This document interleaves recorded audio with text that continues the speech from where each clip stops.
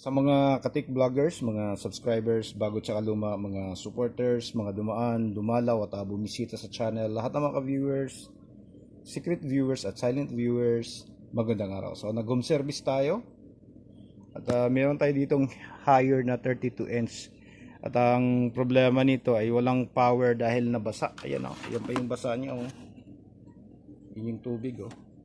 Dumali mula dito, tapos ito yung board niya, tumama dito. Ayan. Nasunog yung 5 pin na ano dito, MOSFET. Nung kinabitan natin, nasunog ulit dahil shorted na yung itong kanyang MCU niya. Ayan.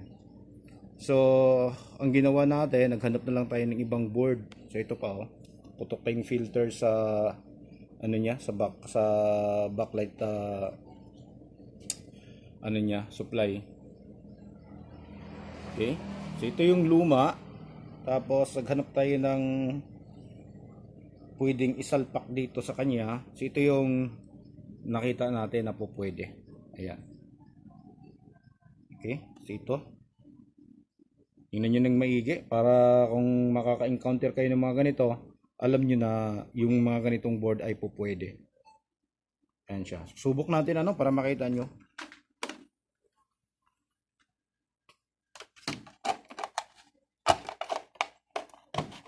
Ayan, tapos naka-standby na siya. Ayan. Turn on natin yung kanyang power. Power on. Okay. Tapos tingnan natin dito. Ayan. Ayan o. Okay. So normal na. Normal na yung ano niya. Pati yung kanyang display nasa gitna. Normal na normal siya. Ayan. Okay. So ganito lang yung ginawa natin kasi hindi na magawa yung ano. Hindi na magawa yung kanyang board. Kaya pinalitan na lang natin ng iba. Ayan. So hanggang dito na lang ano. At least meron tayong update ngayong araw na to. Ayun yung ano dito, yung manager dito sa Videokehan. Ayan, si Madam. Ayan. So shout out sa iyo, Madam. May ano din yan. Content creator din ng Facebook yan. Ayan. Okay, so napakaganda na paligid nila dito. Ayan, oh. Napakalawak ng palayan. Tapos bundok. Ay, ganda. Ganda na kan, hindi ganong mainit dito dahil may mahangin din konti. Okay, so maraming salamat ano para sa mga ano natin, para sa mga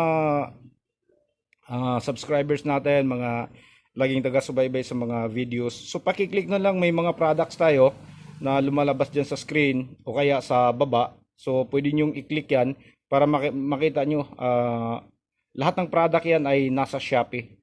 Okay? So maraming salamat, God bless at bye bye.